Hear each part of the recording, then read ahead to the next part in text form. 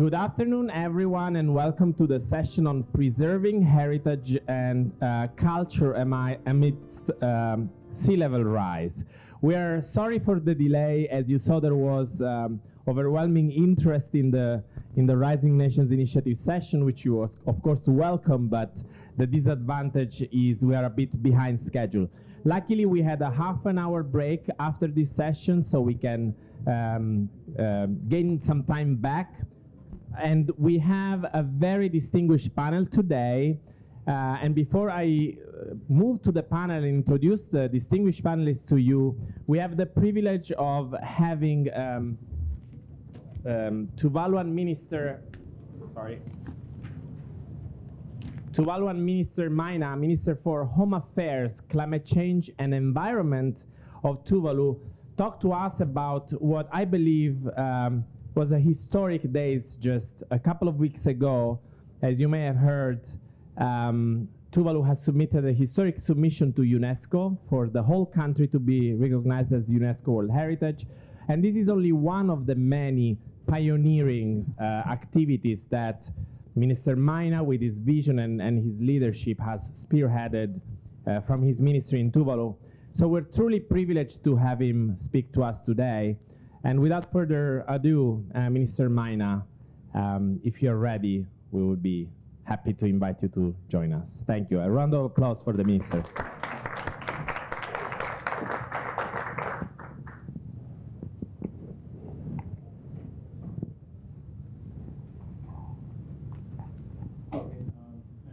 Thank you very much for the opportunity to address this very important gathering.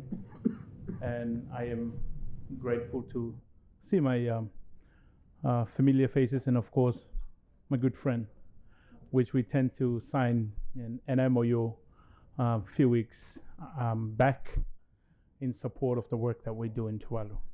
Thank you.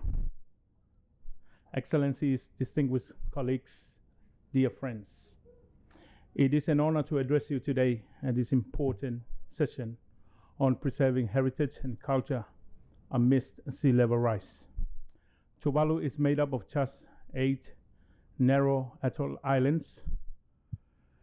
Nanumea, Nanumanga, Niutao, Nui, Nukfetau, Funafuti, and Nukulailai. Together they rise barely above the ocean, fragile strips of land in the vast ocean. And yet, across the millennia, our ancestors created here one of the most remarkable cultural landscapes on earth.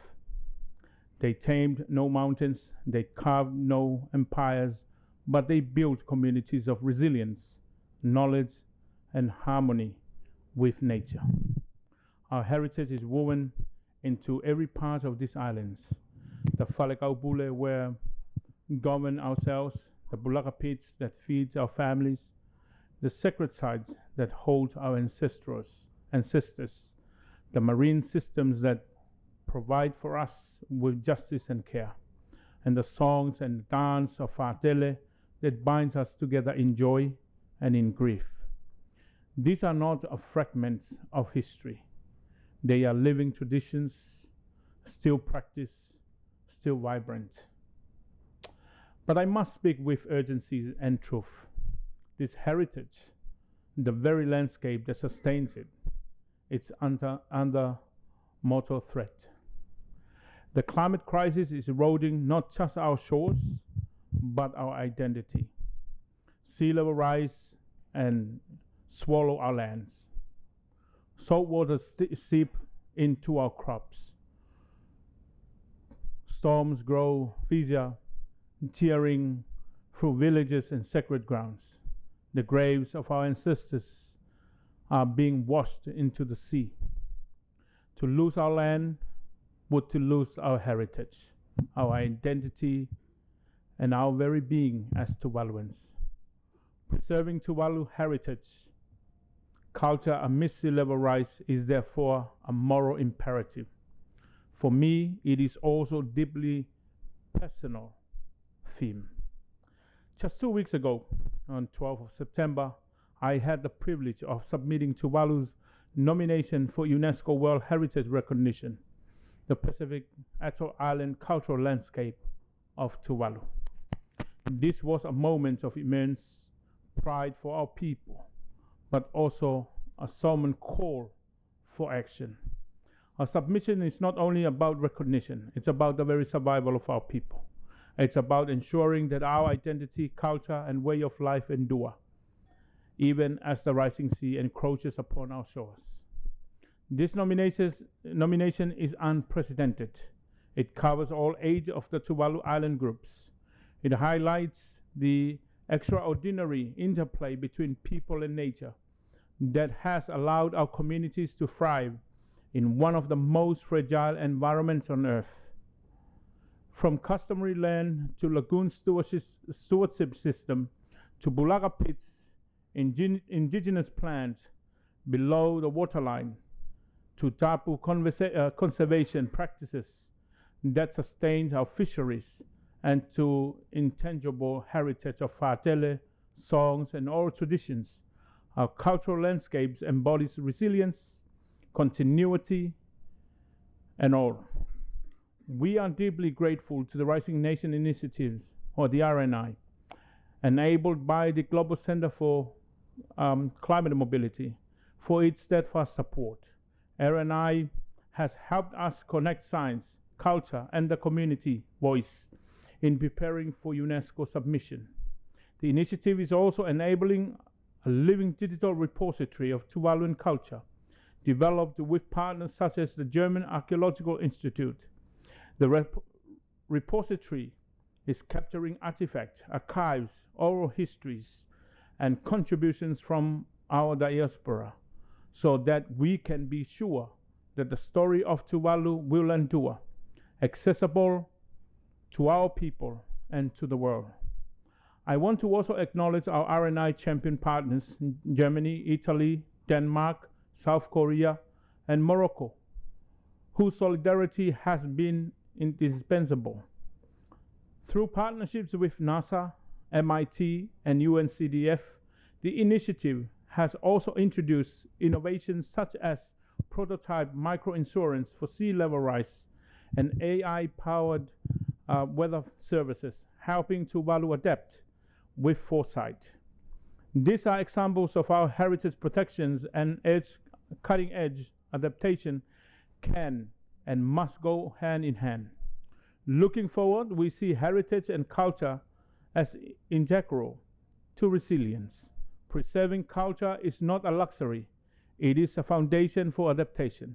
Communities rooted in their heritage are better able to withstand shocks, to plan for future, and to navigate mobility when necessary. That is why we call on our partners to invest not only in seawalls and infrastructures, but also in cultural safeguarding, intergenerational knowledge transfer, and digital innovation that keep traditions alive. Sea level rise raises a profound question for international and governance about sovereignty, about statehood and maritime zones. But it is also raises profound questions for humanity. What do we choose to protect? What do we refuse to let go of, even in the face of overwhelming odds? For Tuvalu, the answer is clear. We choose to protect our culture, our heritage, and our identity. These are the anchors that will hold us steady through uncertainty, even as the tide rises. I take this opportunity to invite all member states and partners to join us in this journey by supporting Tuvalu's UNESCO nomination, by contributing to the RNI, and by ensuring that cultural heritage and are placed in the heart of the global climate agenda. Together, we can transform the narrative from one of inevitable loss to one of resilience, continuity, and dignity. Excellencies, friends, dear colleagues, heritage is humanity's memory. If Tuvalu disappear without recognition, a part of humanity will disappear. But that's not what we are expecting. We need steadfast partners, those willing to walk with us as we chart the uncertain path ahead. If the world acts with urgency and solidarity, then our cultural landscape can become a living symbol of resilience, a testimony that even the smallest nation can inspire the largest transformation. Let this be the legacy we build together. Faraftailasi, I thank you.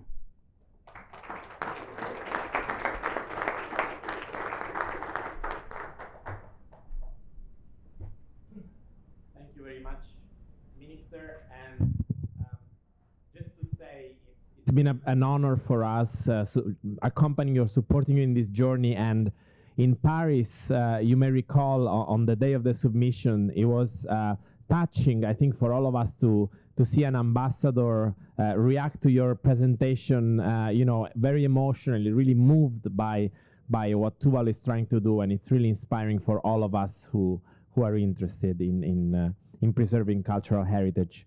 And we have a distinguished panel to continue the conversation today.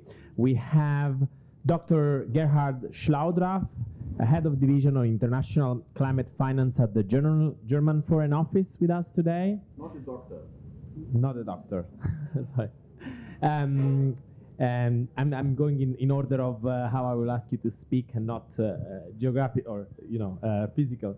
And we have Dr. Christina Douglas, Associate Professor of Climate at the Columbia Climate School. Thank you for being with us today. We have Mark Azoulay, Studio Director for JR, curator and producer and longtime partner also of RNI and the Global Center. And finally, we have Mr. Jacques Rougerie, architect, founder of the Jacques Rougerie Space Sea Generation Foundation, and member of the Académie des Beaux-Arts Foundation, and a more recent partner of RNI, but definitely one with whom we know we share a vision for the journey ahead. And he's accompanied by Amin Lena, who will support with the translation if and where needed. So let us start with you, Mr. Schlaudraff. So Germany has been a pioneer and at the forefront of supporting cultural heritage in international development cooperation as part of climate change discussions, climate change adaptation. So we would love for you to share with us over the next few minutes some of the key lessons that you've learned, and what are some of your reflections for the audience today. Thank you, sir. Over to you. Yes, thank you. Thank you, and Minister Talia, I think you gave a great speech with a universal touch to it. So in the guiding questions we were given, we were asked what is the role of cultural heritage in the realm of climate finance, and actually I think it doesn't exist, at least not in the time I did climate finance. So Germany we come rather from a broader field where we have done support to cultural heritage for many decades. Actually, most often in the context of conflict. Yeah? Like when the famous market in Aleppo was destroyed in Syria, we created the Syria Heritage Project, which also tries with digital means to recreate everything, to document everything for the day when the market can be rebuilt, for example. Culture and heritage always touches on identity, and I found that in my career as a diplomat over 30 years in many places, in Afghanistan, in Kyrgyzstan, in Palestine.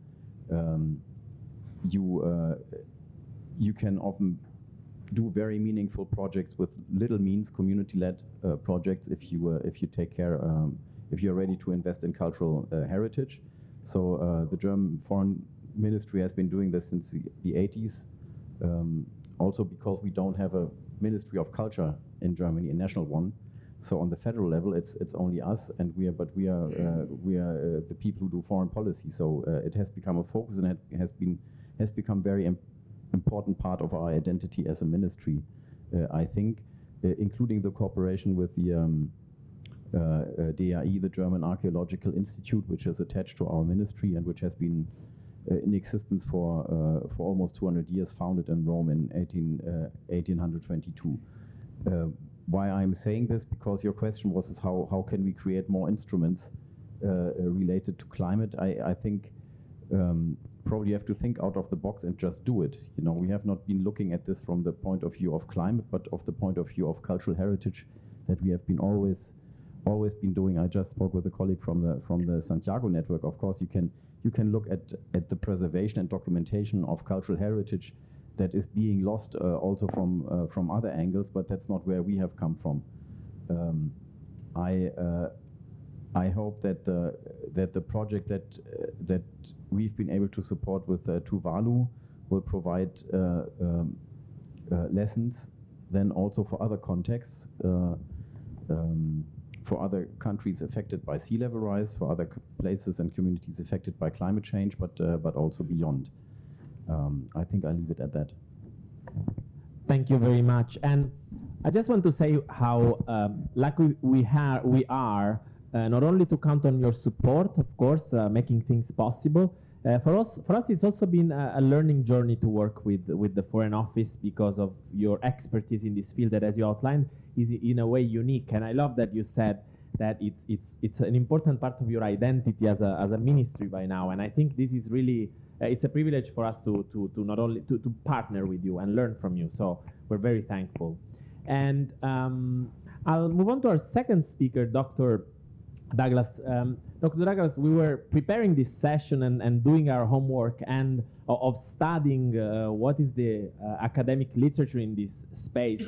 And we found some of the work that you're doing very fascinating. And I'm not sure if I'm quoting you exactly, or maybe it's how we noted it, but you talked about heritage as a living resource for climate adaptation and mobility. So we found the framing through which, or the lens through which you look at these issues, innovative and also refreshing in many ways. And we would love to hear from you what your contribution to today's discussion. Thank you. Thank you so much. Thank you for having me on this distinguished panel. I'm an archaeologist, so my bread and butter is looking at what ancient communities have left behind, what ancestors have transmitted over many generations to the people who are alive today and the people who will be alive in the future. When we think about what ancestors have left behind, we are thinking very holistically, not only about the materials that they used, maybe the pieces of broken pots that we might find, or the leftover fish bones from a meal, but we think about the whole landscape. I was so moved by the keynote remarks and thinking about how the landscapes that have been transmitted to us encode so much of our identity, so much of the information that we need to be able to live successfully and in harmony with the beings around us. There is a VII proverb from Southwest Madagascar where I work that I think encapsulates this perfectly. And I'm actually going to invite you all to say it after me. Zetani mahavelu ka taninjaza. Mahavelu ka taninjaza. It means the land that gives us life, that sustains us, is the land of the ancestors. As an archaeologist, my field of focus could be described as historical ecology, which is really trying to understand the contemporary landscapes and world we live in as the cumulative process of human interactions with the environment over time. In other words, we cannot understand the world we live in today unless we understand all of those interactions over many generations. I also like to think about the cumulative knowledge that we have as a human family across several 100,000 years of our existence as modern humans. That cumulative knowledge really amounts to millions of years worth of experiences of what works, what doesn't work, how we live successfully. And there are some strategies that we can learn by looking at the past, by looking at the materials people left behind, but also looking at the other legacies, the other markers of how ancestors have stewarded and interacted with the world around us. For example, in our work in Southwest Madagascar, when we are trying to reconstruct past climate using techniques like coring and geochemistry, we're actually treating and thinking of coral colonies, for example, or baobab trees, other long-lived beings, as elders, as part of the community, who lay witness to many of the interactions that we're trying to better understand. So we think about this very holistically. We also think about that cumulative transmission of knowledge as an amazing library that we can all draw from, but that is heavily threatened, namely by the impacts of climate change, but not just that. And in fact, I think it's really important to note strongly that many communities who are now experiencing the most devastating impacts of climate change have been dealing with similar intense threats for many generations, including threats that came about through colonization and other forms of displacement and violence. And so there's a lot that we can learn, not just about how people survive and deal with climate change today, but how they have been, in fact, adapting to tremendous change in their environment. And that, again, that is not just the materials people leave behind, it's the entire landscape that has been shaped by those interactions. So we work with archaeological methods. We also work with contemporary communities to better understand how they are using these landscapes, what are the barriers and opportunities that they face as they try to sustain their livelihoods. And we try to use past and present also to model what is going to happen in the future as things like heritage are threatened and erode away. What happens when we lose storytelling traditions? What happens when we lose community building traditions that bring people together in embodied practices like dance and music, which are practices that actually allow us as humans to bond, to share information, and to strategize, in a sense, how we will live tomorrow. So our work is very holistic. You know, again, I'm an archaeologist, but we really try to understand heritage from a full landscape perspective. Thank you. Thank you very much. And it was your presentation also reminded us of the importance, I think, of taking a very participatory approach when trying to understand those relationships you were talking about, which is something also I know the German Development Institute has always been also pioneering in Europe. So it's an important reminder, and we thank you. Our next speaker is Marc Azoulay from the JR artist team. And I think more than words, I often say how we are partnering with you in Tuvalu. We have the privilege, and sometimes I just say your name and people are not sure. And then I say, you know, the paintings, and they immediately understand what we're talking about. So I'm going to leave you to guide us also through the visualizations of the fantastic work that you're doing. The floor is yours. Thank you. So I've been working with French artist JR for the past 15 years. And there's one big question that we're trying to answer is, can art change the world? So art can, beyond facts and data, art can help people connect emotionally, and art can be a bridge for people and an excuse to create conversations that between people that wouldn't have happened otherwise. So in the case of Tuvalu, I took 3 types of project that we've done in the past, and that experience shows that could be applied to see how we can change mentalities around this issue. So we could do large-scale public art projects. So this is an example. This is between the border between the US and Mexico. These are the eyes of a dreamer, and we organized a picnic. And so it's like there's no border. People are drinking the same water, eating the same food. There's music on both sides of the border. And through one image, you can pass a message. It was at the same location. That's a kid on the scaffolding. That's 3 times the size of the border wall. And the idea is there's an issue about immigration, but we don't want to tell people what to think. We're just asking them to think.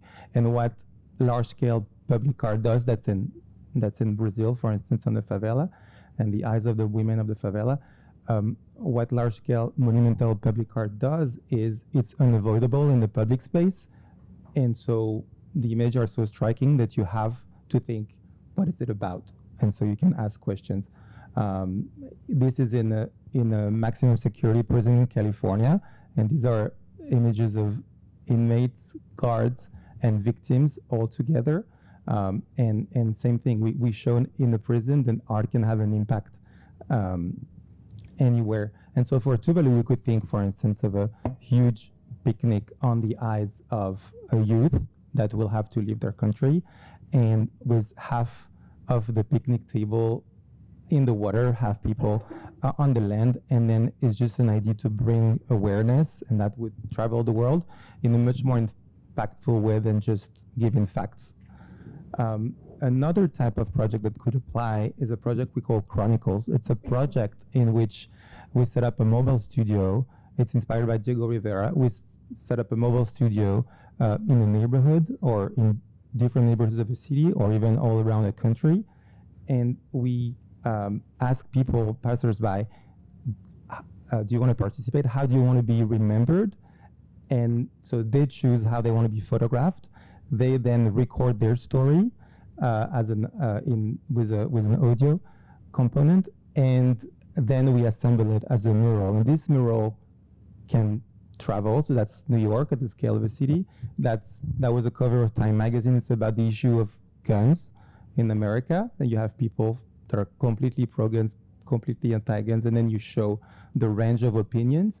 But what it does, it's a collection of stories, and so we could think for Tuvalu, for instance, of, since it's a nation of 10,000 people. Let's say we record the stories of 1,000 people. They decide how they want to represent it, and through technology, through a website or an app, you can listen to all the stories, and then you can have this mural travel all around the world, and it's like a time capsule that people will remember what did the Tuvalu people care about in 2026, for instance, as a way to preserve their cultural heritage. This was a section in Kyoto, we did in Naples, Italy, we did in New York, San Francisco, and that's part of the process. And the last project that I wanted to mention is called Inside Out. So it's a project we started about 15 years ago. It's the largest participatory art project to date. We've had 600,000 participants in 153 countries. And the strength of Inside Out is people submit their portraits. We print them as 3x4 black and white portraits, and posters, and we send it to them for free all around the world. And so people gather around a statement, and so it's a community building initiative, and then they decide where they paste them. They decide how they share it with the world, and so can art change the world? At least art can change the way people see the world. It cannot defeat sea level rise, but at least it can change the perception on how people see the world.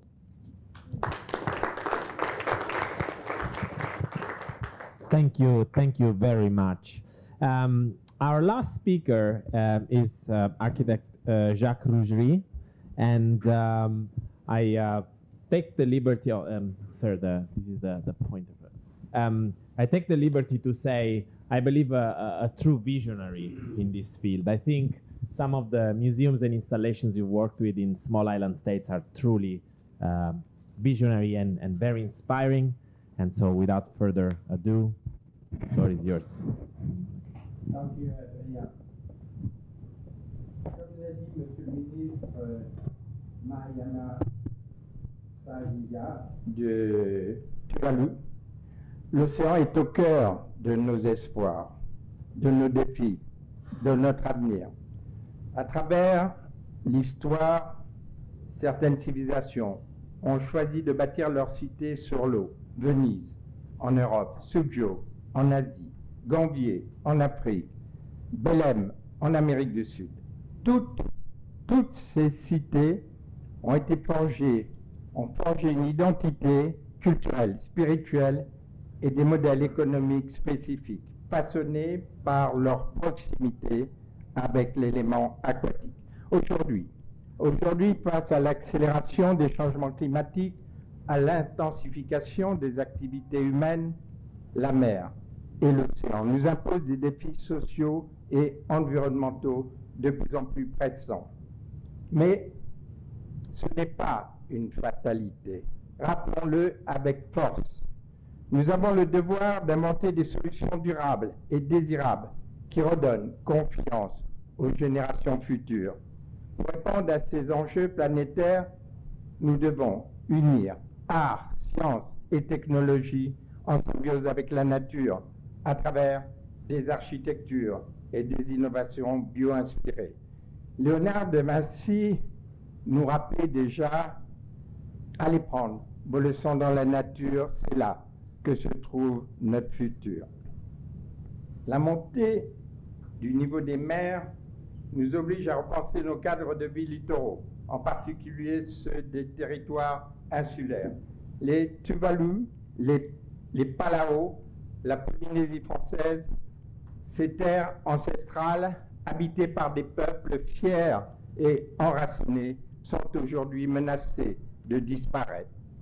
L'exode de ces communautés serait une tragédie humaine, culturelle, spirituelle. En tant qu'architecte, océanographe, avec mes équipes pluridisciplinaires, nous travaillons à produire des solutions concrètes. Sur les atolls polynésiens, nous avons imaginé de déplacer les villages au cœur des lagons sur des habitats flottants, intégrant traditions locales, savoir-faire ancestraux, ancrés dans la modernité, respectant l'environnement subaquatique corallien. C'est un acte d'engagement pour que ces peuples restent sur leur terre, préservent leur culture et maintiennent leur cohérence sociale.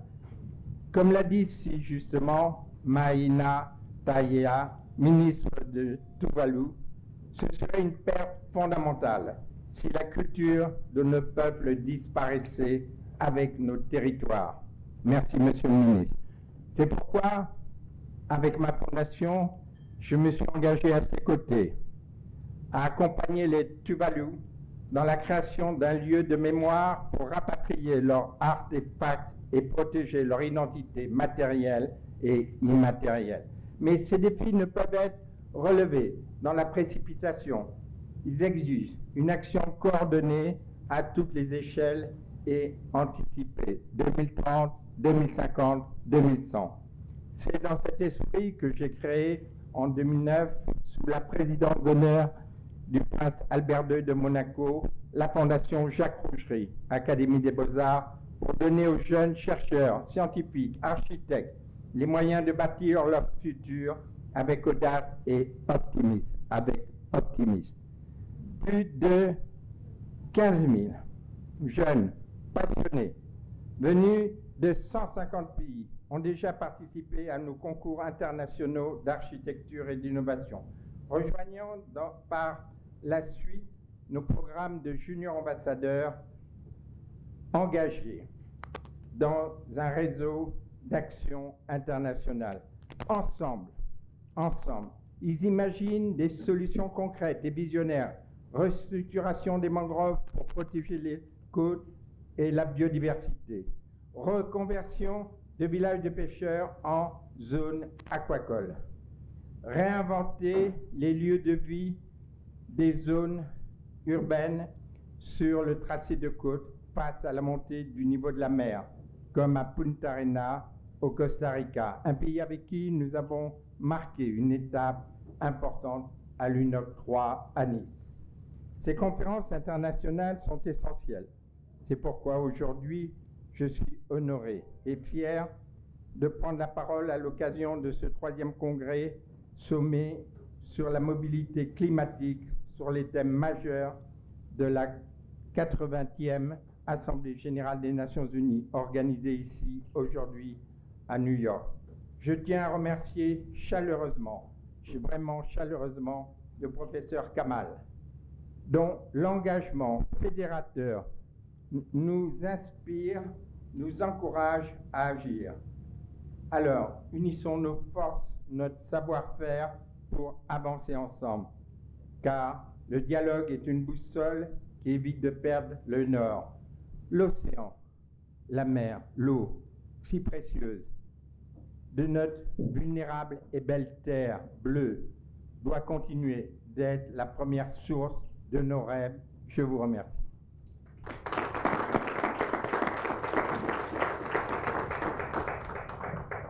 So for those who don't speak French, I will translate for you the speech of Mr. Rougerie, and for that I'll use my note. It will be easier for me and safer for you. So, ladies and gentlemen, the ocean is at the heart of our hopes, our challenges and our future. Throughout history, certain civilizations choose to build upon water. Venice in Europe, Suzhou in Asia, Ganvier in Africa, also Dakhla, Belém in South America, each forged a cultural and spiritual identity and developed unique economic models, all shaped by their close bond with the aquatic element. Today, as climate change accelerates and human activity intensifies, the sea and the ocean confront us with increasingly pressing social and environmental challenges. Let us state it firmly, this is not a fatality. We have the duty to invent sustainable and desirable solutions that restore confidence to the future generation. To address these global challenges, we must combine art, science, and technology in harmony with nature through bio-inspired architecture and innovation. Leonardo da Vinci reminded us, go take your lessons in nature, that is where our future lies. The rising sea level compels us to rethink our living environment, particularly those of coastal lines and island territories. Tuvalu, Palau, French Polynesia, these ancestral lands, home to proud and deeply rooted communities, are now under threat of disappearance. The exodus of these communities would be a human, a cultural, and a spiritual tragedy. As an architect and oceanographer, I work with my multidisciplinary teams to develop concrete solutions. One example, in the Polynesian atolls, this is not this slide, but it's going to appear, we are envisioning the relocation of villages to the heart of the lagoons onto floating habitats that integrate local traditions grounded in modernity, ancestral knowledge, and respect for the environment. This represents a true commitment to enable this community to remain on their land, to preserve their culture, and to maintain their social cohesion. As you said, Mr. the Minister, Mr. Mai Natalia, it would be a fundamental loss if the culture of our communities were to disappear along with our territories. This is why, through our foundation, we are committed to supporting Tuvalu in creating a place of memory, to repatriate their artifacts and safeguard both their tangible and intangible heritage. But these challenges cannot be addressed in haste. They require coordinated action at all levels and long-term planning, 2030, 2050, and 2100. It is in this spirit that in 2009, under the honorary presidency of Prince Albert II of Monaco, I founded the Jacques Rougerie Foundation Académie des Beaux-Arts. I'm still translating his speech. Our aim is to give young researchers, scientists, and architects the tools to build their future with boldness and optimism. Over 15,000 young people passionate from 150 countries have participated in our international competitions in architecture, innovation, and art, subsequently joining our Junior Ambassadors program, an international network of action. Together, they create concrete and visionary resolutions and solutions. One example is Punta Arenas in Costa Rica, where we achieved a significant milestone at the 3rd Conference of the United Nations for the Ocean. International conferences like the UNOC or this one are essentials. That is why I'm honored and proud to speak today at the 3rd Summit on Climate Mobility, one of the key themes of the 80th United Nations General Assembly held here in New York. I would like to warmly thank Professor Kamal for unifying commitments and inspires and encourages us to take action. Dialogue is our compass. It keeps us from losing our way. So let us therefore unite our strengths and expertise to move forward. Water is so precious, and the ocean of our fragile and beautiful blue planet must remain the foremost source of our dreams. Thank you very much.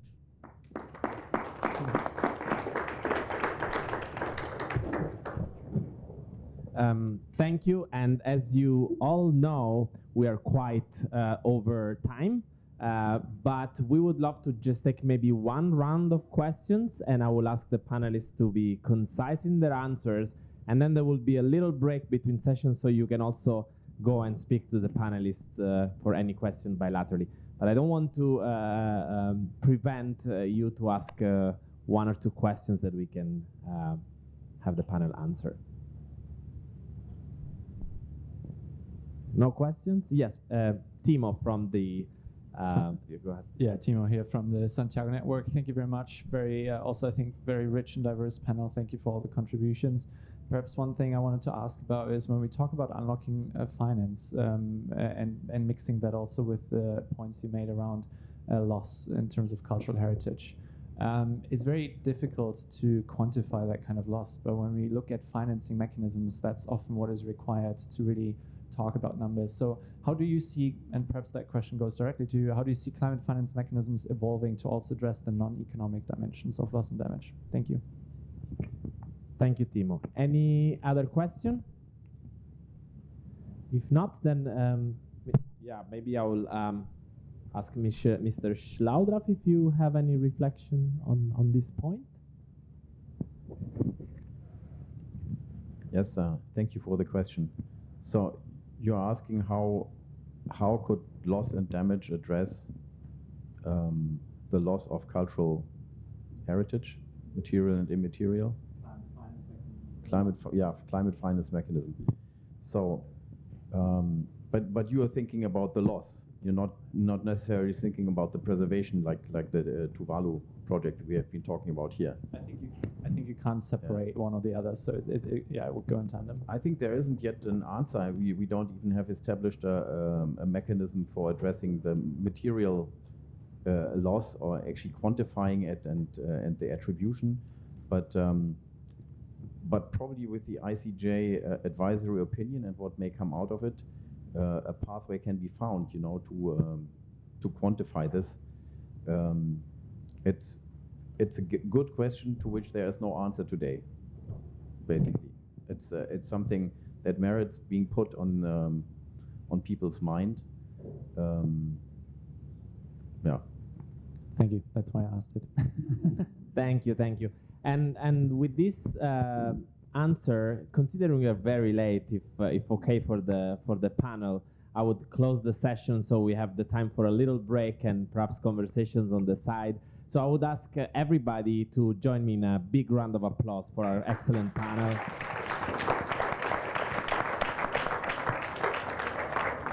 So we will have a break of about 15 minutes and then we're starting with the next session. Thanks, everybody.